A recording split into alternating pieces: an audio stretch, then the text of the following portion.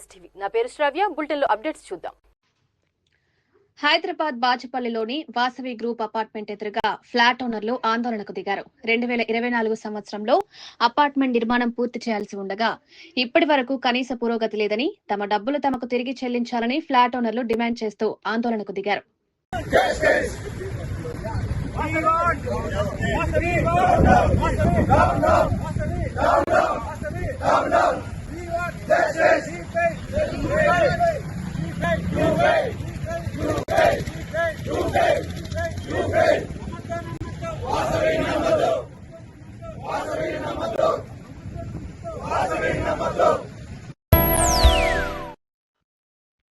హైదరాబాద్ లో వీకెండ్ కూల్చివేతలు నేడు మాదాపూర్ మైండ్ స్పేస్ కు వెళ్లే దారిలో కొనసాగాయి.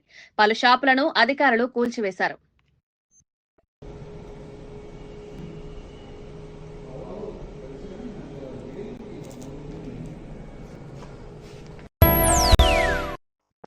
బీహార్లోని రాంపూర్ బైరాగి గ్రామంలో వేడుకలో మహిళ తుపాకీతో డాన్స్ చేసిన వీడియో వైరల్ అవుతోంది. వెస్ట్ చంపారణ్ జిల్లాలో ఈ ఘటన జరగ్గా పోలీసులు ముగ్గురుపై ఎఫ్ఐఆర్ నమోదు చేశారు. మహిళ చేతిలోకి తుపాకీ ప్రభుత్వానికి చెందిందని కానిస్టేబుళ్లు అమిత్ చౌదరి, అన్మోల్ తివారీల తుపాకీగా భావిస్తున్నారు. ఆరోపణలు నిజమైతే కఠిన చర్యలు తీసుకుంటామని అధికారులు ప్రకటించారు.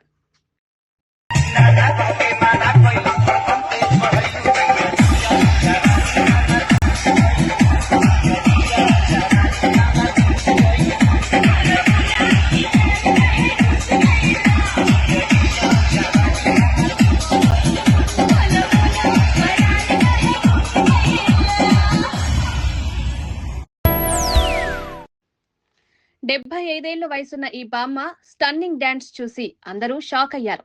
బామ్మ చూసిన వారు యవ్వనంలో ఎలా డాన్స్ చేసుంటారో ఊహించలేమంటూ ప్రశంసిస్తున్నారు.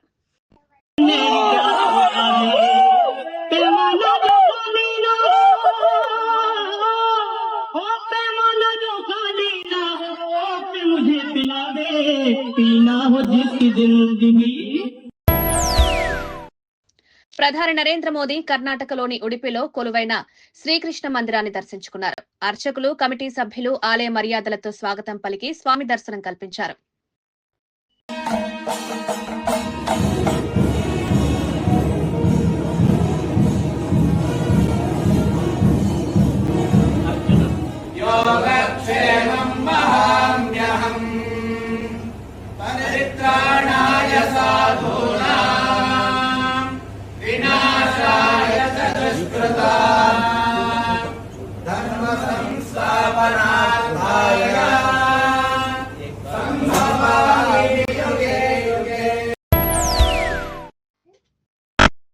ప్రకాశం జిల్లా బల్లికురువ మండలం వేమవరం వద్ద గ్రానైట్ ఫ్యాక్టరీ యాజమాన్యం కార్మికులు ఆందోళనకు దిగారు. ఏఎంఆర్ సంస్థకి చెందిన చెక్పోస్ట్ కంటైనర్ ధ్వంసం చేసి నిరసన తెలిపారు.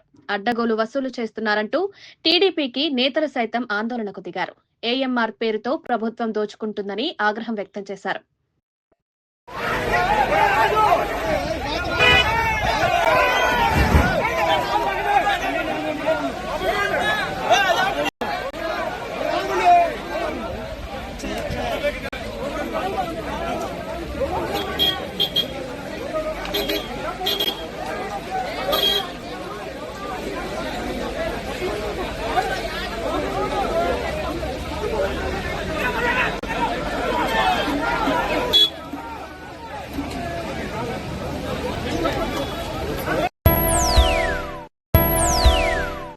ఇవి ఇప్పటి వరకు ఉన్న bulletin updates. Keep watching STV. మేము చేసే వీడియోస్ మీకు నచ్చినట్లయితే లైక్ చేయండి.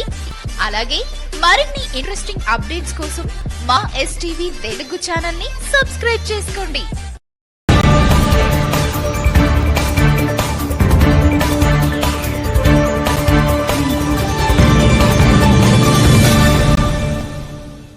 Welcome to STV. నా పేరు శ్రావ్య. బులెటిన్లో అప్డేట్స్ చూద్దాం. మహిళలు, విద్యార్థినుల భద్రత కోసం ప్రభుత్వం రూపొందించిన శక్తి మొబైల్ యాప్ పట్ల అవగాహన కల్పించేందుకు నెల్లూరు జిల్లా సంగం సర్కిల్ ఇన్స్పెక్టర్ వేమారెడ్డి ప్రత్యేక శ్రద్ధ చూపించారు. బస్సులో ప్రయాణిస్తున్న విద్యార్థినులకు శక్తి యాప్ పై అవగాహన కల్పించారు.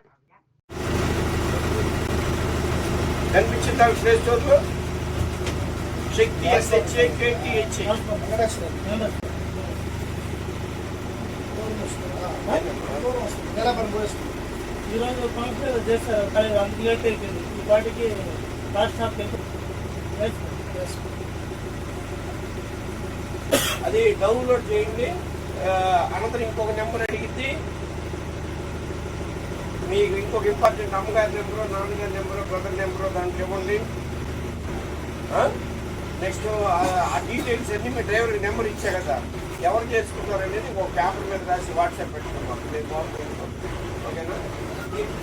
ఈ టెక్నాలజీ ఏంటంటే మామూలుగా మన ఫోన్కి ఏముండాలి ఫోన్ బయటకు పోవాలంటే ఏముండాలి? Very good decision. Network signal ఉండాలి. ఈ నెంబర్ సిగ్నల్ బల్లే వ్యక్తి యాప్ దానికి కేవలం బ్యాటరీ ఉపయోగిస్తారు. Okay, bye. మంత్రి సంధ్యారాణి తన పీఏ సతీష్ వ్యవహారంపై స్పందించారు. పీఏ విచారణలో జోక్యం చేసుకోనని, పోలీసులపై ఒత్తిడి లేకూడదనే నా పీఏను తప్పించారని తెలిపారు. తనపై ఆరోపణలు చేసేవారికి దమ్ము ధైర్యం ఉంటే నన్ను రాజకీయంగా ఎదుర్కోవాలని, నా బిడ్డల జోలికి వస్తే ఊరుకోనంటూ వార్నింగ్ ఇచ్చారు. మీకు నిజంగా దమ్ము ధైర్యం ఉంటే నన్ను రాజకీయంగా ఎదుర్కోండి. నన్ను మీరేం మాట్లాడాలంటే కొనుక్కు మాట్లాడండి. అంతేగాని నా బిడ్డల జోలికి వస్తే మాత్రం తస్మాత్ జాగ్రత్త, ఊరుకోను. ఈ రోజు ఎవరు కంప్లైంట్ ఇచ్చారో ఈ రేపు తెలుస్తుంది కదా, వారం రోజులో 10 రోజులు నేను పోలీసులు ఎంక్వైరీ చేయమని చెప్పాను. నేను కనీసం పోలీసుల్ని మనం ఏది కూడా ప్రభావితం చేయకూడదు ఉద్దేశంతో మా పిఏని కూడా తప్పించి నేను ప్రత్యక్షంగా నేను దేంట్లోని ధోరణం మీరు చెయ్యండి అని చెప్పాం. పోలీసులకు ఎంక్వైరీ చేయమన్నాం. పోలీసులకు వారం రోజుల్లో 10 రోజుల్లో తేలిపోద్ది కదా. సైబర్ నుంచి ఫోన్ డేటాస్ వస్తాయి కదా. వచ్చిన తరువాత అప్పుడు నేనంటే చూపిస్తాను. ఎందుకో తెలుసా, నా మీద మీరేం అలిగేషన్ చేసినా నేను పడతాను, కానీ నా బిడ్డల మీద చేస్తే నేను పడ్డం. నా బిడ్డలు చదువుకుంటున్నారు. నా కొడుకు చదువుకుంటుంటే వాడి భవిష్యత్తు పాడు చేయాలని ఒక గిరిజన మహిళ వెనక్కి బ్యాక్గ్రౌండ్ లేకుండా కష్టపడి పనిచేస్తూ అంచెలంచెలుగా ఎదుగుతూ చంద్రబాబు నాయుడు గారి ఆశీస్సులతో ఈరోజు ఎమ్మెల్యే అయ్యి మంత్రి అయ్యి ఈరోజు అందరికీ అందుబాటులో ఉంటూ అందరికీ తల్లో నాలికలాగా మా ఆడపడుచులాగా ఉంది అని నా కార్యకర్తలు నన్ను అందరూ కూడా ఎంత అభిమానిస్తున్నటువంటి తరుణంలో ఎలాగైనా ఈవిడ్ని ఇబ్బంది పెట్టాలి. నన్ను ఇబ్బంది పెట్టాలనుకోండి, మీకు ఎలా కావాలంటే అలా చేసుకోండి, ఎలా కావాలంటే అలాగే ఇబ్బంది పెట్టండి. మీరు ఏం మాట్లాడితే నేను సమాధానం చెప్తాను, మీరు ఏమడినా నేను సమాధానం చెప్తాను. నా బిడ్డలు ఇందులో ఎందుకు తీసుకొస్తున్నారు? ఇది నిరూపణ ఎలాగా కాదు నాకు తెలుసు. నా బిడ్డ సంగతి నాకు తెలుసు. ఎందుకంటే నా సాలూరులో నా బిడ్డ సంగతి తెలియని వాళ్ళు ఎవరు లేరు. ఎవరు కూడా ఇది నిజమా అని అలాగ ఆశ్చర్యంగా చూస్తున్నారు అందరు కూడా. నా బిడ్డను మీరు కావాలి అని హ్యూమిలేట్ చేసి ఇబ్బంది పెట్టాలనుకుంటున్నారు. సరే, ఈ రోజు రేపు ఎల్లుండు 2-3 రోజులు నేను నా కొడుకు మేము ఇబ్బంది పడితే పడతాం. నేను ఇబ్బంది పడను, ఎందుకంటే నాకు ఇలాంటి దెబ్బలు 10-25 ఏళ్ళ నుంచి అలవాటైపోయాయి నేను. కానీ నా బిడ్డ 25 సంవత్సరాలు పూర్తిగా లేని బిడ్డ కొంచెం ఇబ్బంది పడుతున్నాడు.